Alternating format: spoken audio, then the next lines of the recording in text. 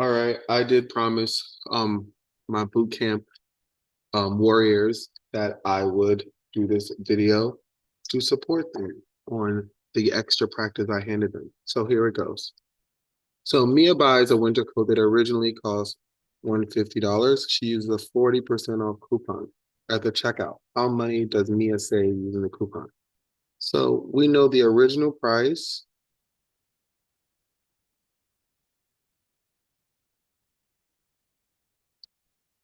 is $150. And the 40% off coupon will help Mia save money. So we need to find how much is 40% of original price.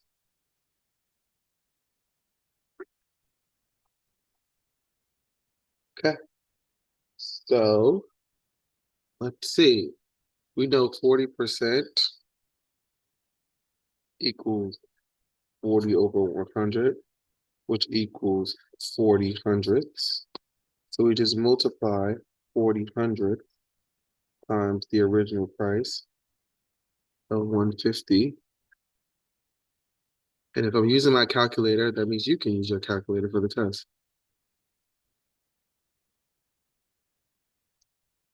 And that is $60. So that means she saved $60. So the answer is B. You got that right? Go ahead and check that off. If you didn't, you might want to rewind to see what did you learn. Okay. The table below shows the relationship between the cost of an item and the sales tax. Okay. But if the unit rate of the sales tax is consistent, determine the missing values. Okay, so here's what we know. We know that there's a purchase and we know there's a sales tax. It's like going to the store, right? When you go to the store and buy something, this is the cost. However, sometimes that cost has an additional amount of money, right? So for example, if I went to the store and I bought something for $1,800, I don't necessarily pay $1,800. I pay the 1,800 plus the 108 sales tax, and my total cost will be 1,908. So basically, we're trying to figure out if we could tell the the unit rate of the sales tax, we could figure out how much sales tax we paid if we purchased something for $3,600, and we could determine how much we spent if the sales tax was $216. Now let's figure that out. But first, we have to find the unit rate of the purchase.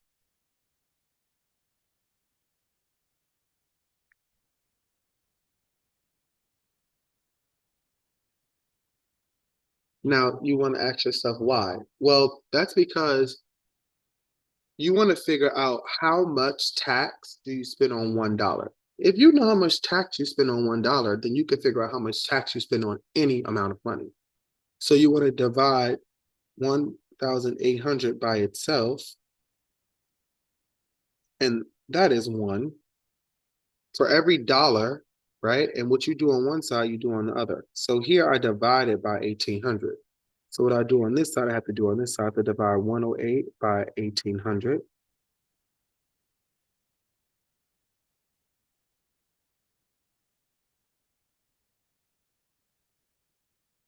And my answer is 0.06. Since the six is in the hundreds place, that means the sales tax is 6%, right? And look, the unit rate is consistent. So I can use this 6% to determine any amount. Because I know 1 times 0.06 is going to be 0.06, anything on the purchasing side, I multiply it by 0.06. However, the inverse operation of that is to divide whatever is on the sales tax side by 0.06 to get the purchase. So let's do that practice. Let's double check. 1,800 times 0.06 is $108. Look, the purchase price, the 6% sales tax, I know it's $108. Now, what about if I buy something for $3,600? Well, $3,600 times 0.06 is $216, which means if I purchase something for $3,600, I had to pay an extra $216 sales tax. And since this is the same, we know that this is going to be the same. But let's just double check. We know to figure out the purchase, we have to divide the amount of sales tax by 0.06. And 216 divided by 0.06 is 3,600. Do you see that? Great. But now we have something that costs about $5,400. And we know on this side, we multiply it by 0.06.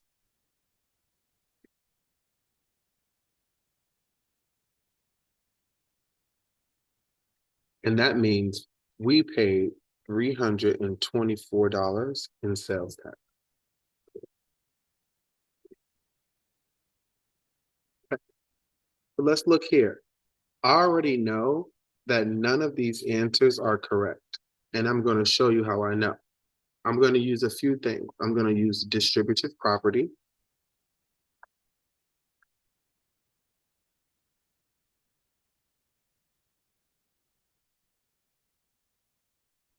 Now, what is that? That means when if I see something with parentheses, I need to distribute what's outside with both of the inside. So I need to distribute my 7 with my x, and that's going to give me 7x. Keep the sign, and 7 times 4 is 28. Then you bring everything else down. Now, I could do this two ways. So I'm going to show you the two ways I usually do this. Like I said, I have 7x minus 28 plus 5 equals 33. Now, what you could do first is you could subtract this 5 from both sides using inverse operation because the goal is to get this by itself. So that cancels out, and 33 minus 5 is 32, 31, 30, 29, 28. That's 28. So now I would need to bring that down and that down. So I have 7x minus 28 equals 28. So I need to bring this to this side using inverse operation. So I add 28, and 28 plus 28 is 56. So I'll bring that down. So I have 7x equals 56. And of course, divide by 7 on both sides. X equals 8. I could do it another way using like terms. So I have a minus 28 and a plus 5.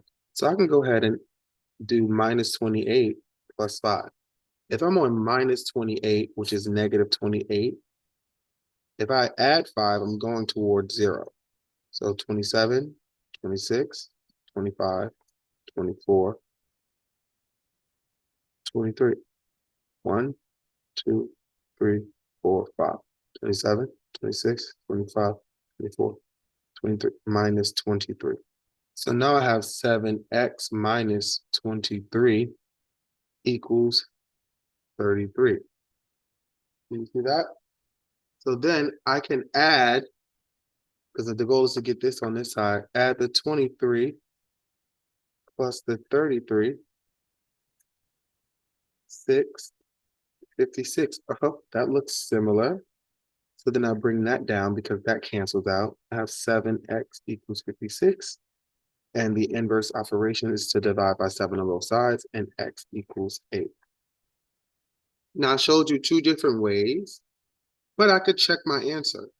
I know 7 in parentheses, the x minus 4 plus 5 equals 33. I can substitute x for 8. So that's 8 minus 4 plus 5 equals 33, right? And I know 8 Using order of operations, parentheses comes first. 8 minus 4 is 4, and that is parentheses because it's multiplied. 7 times 4 plus 5 equals 33. 7 times 4 is 28, plus 5 equals 33. And 28 plus 5 is 33, and thus 33 equals 33. So that's how I know my answer is correct. So I did it 2 different ways, and I checked my work using substitution.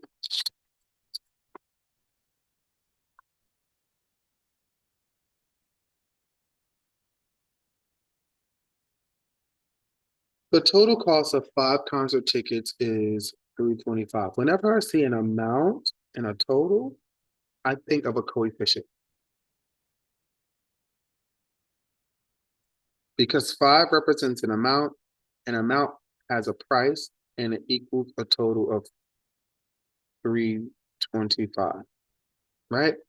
Now it says write an equation. An equation has an equal. Determine N the cost of one ticket. So here, where this represented the amount of the cost, I'm going to substitute that for N. So it's going to be 5N equals 325. The 5 represents the amount of tickets. This is the price per ticket, right? And that's the total. Solve for N. Okay. So 5N equals 325. Since this is a coefficient multiplied by each other, I can use the inverse operation of division. Divide both sides by 5. Then I can do 325 divided by 5. 5 goes into 32 6 times. 6 times 5 is 30. Once you subtract, it's a 2, pull down the shade. 5 goes into 25 5 times. 25 minus 25 is 0. So my answer is D, $65. My equation is 5N equals 325, and my solution for one ticket is $65.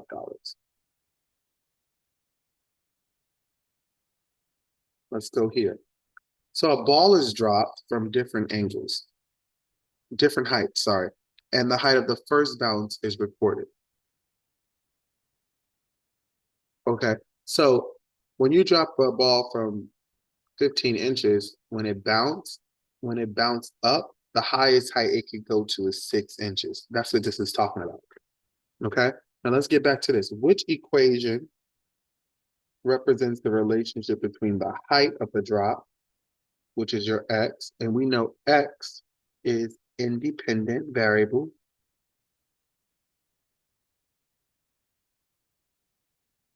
and the height of the bounce. We know the y is always the dependent variable.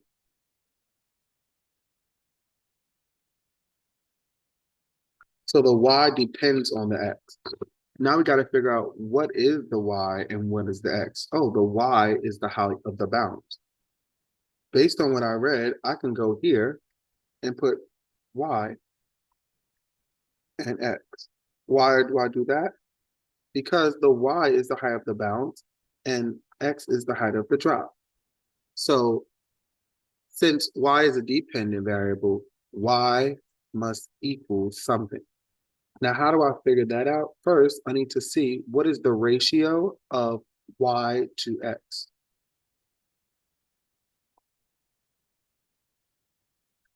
Or relationship.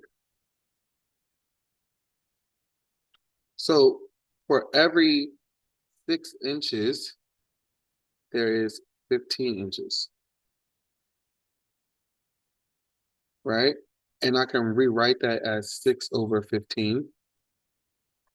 So y equals 6 over 15x. However, when I look at my answer choices, they're all simplified. And I'm going to tell you right now, the answer choice is not there. There is a better answer choice, and we are going to figure that out. We know that 6 over 15, they are factors. They have factors, which means they can be simplified. And the factors of 6 and 15, the factors that go into 6 and 15 are 3. So I divide it by 3 over 3, I get 2/5. So my equation is simplified as y equals 2 over 5x.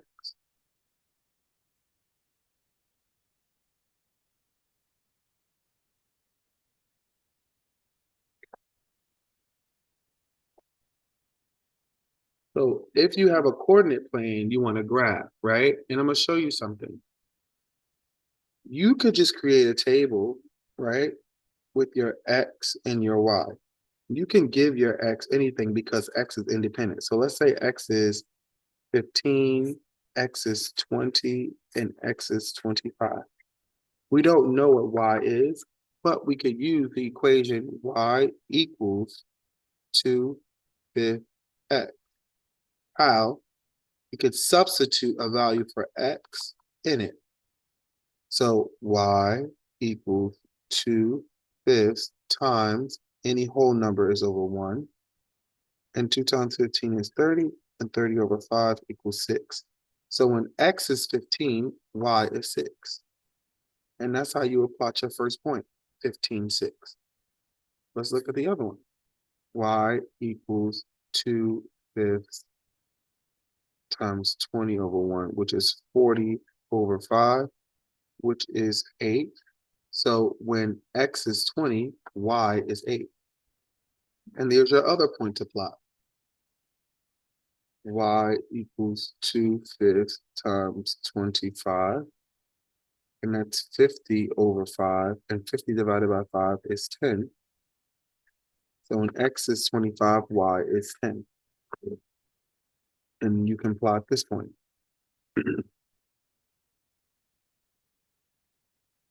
And just like a small little coordinate grid, um, 2, 4, 6, 8, 10,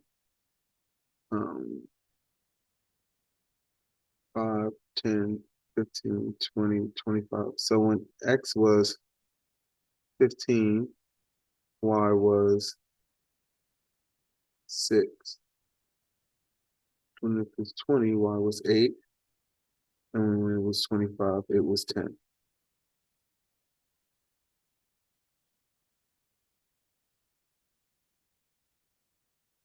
A triangular banner, triangle, has a base of 18 and a height of 12. Do you see that? My height is here because it created the 90-degree angle and my base is here. Write an expression for the area of a triangle. So there are two expressions. Area equals 1/2 of the base times the height, or area equals base times height divided by 2. So let's go ahead and do that. We can look at it, we can solve it both ways. Area equals 1/2 of 18 times 12. And 1/2 of 18 is 9, and 9 times 12,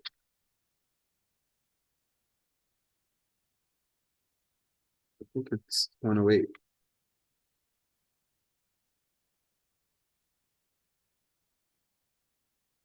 Yep, 108. Oh, answer. You could double check our work. Area is base times height divided by 2. Area equals the base is 18 times the height, which is 12, divided by 2. Area equals 18 times 12, which is 216, divided by 2. And 216 divided by 2 is 108.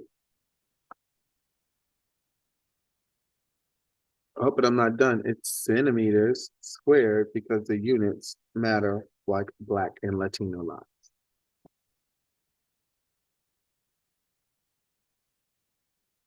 Select all that apply automatically means more than one answer. Okay? So the area of a parallelogram area is base times height. When I was working with you all before, we was talking about how like this is a parallelogram, right? And the base, so let's say like the base would be 20 and the height would be 6, but the slant would be 10. Some people would multiply 20 times 10, but you're supposed to multiply 20 times 6. How do I know that this is the height? It's because of this right angle creating this perpendicular line.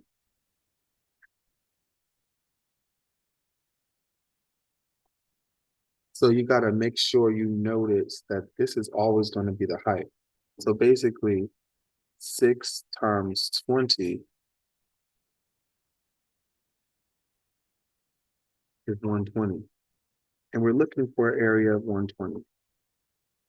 So A is correct. 15 times 8, 120. This is correct. 24 times 5, 120. So C is correct. 12 times 10 is 120. B is correct. 30 times 4, 120. Oh, actually, all answers are correct.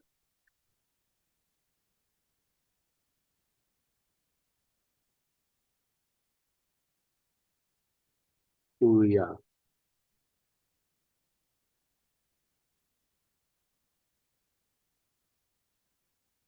Almost done. So these are equivalent expressions, and we have to figure out if they are equivalent. So we have to figure out if this is equivalent to this. So first you have to simplify.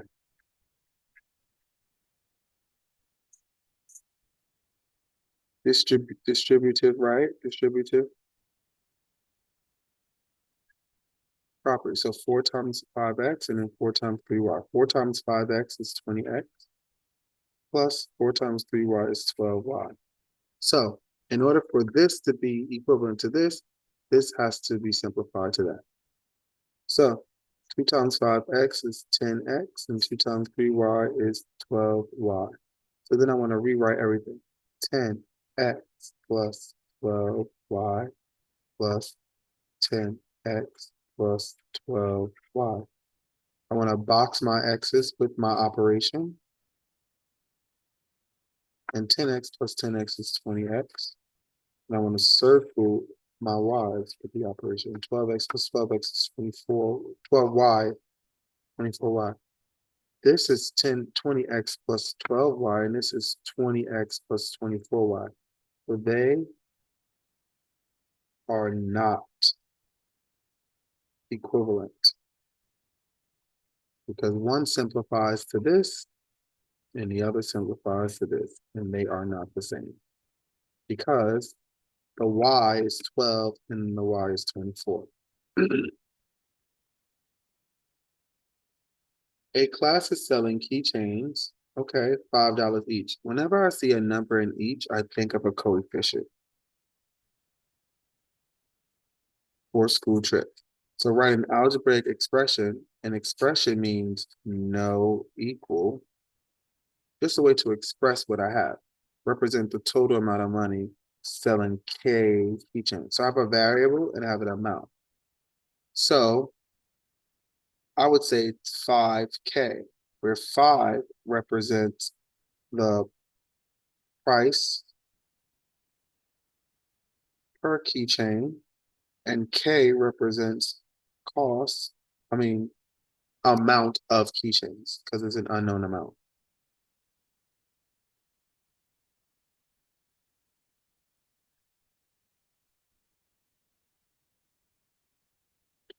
And this says, how much would they raise if they sold 45 keychains? So I need to substitute 45 for K. And 5 times 45 is $225. So they would raise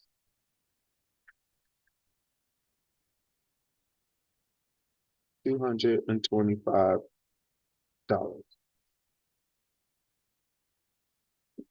Okay. So here, a laptop costs $1,200. So the original price is $1,200.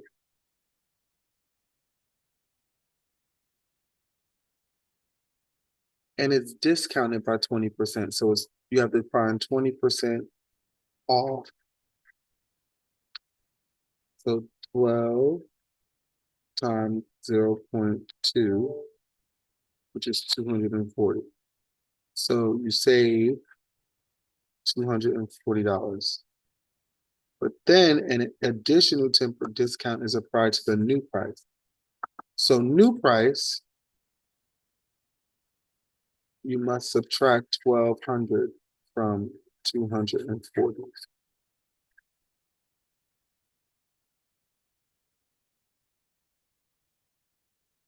which is 960. But then it's 10% off, and we know 10% off 960 is 96. So you just subtract that. 8, 17, 10. That's 4, 9, 10, 11, 12, 13, 14, 15, 16, 17, 8. 884 is the price of the laptop. All right.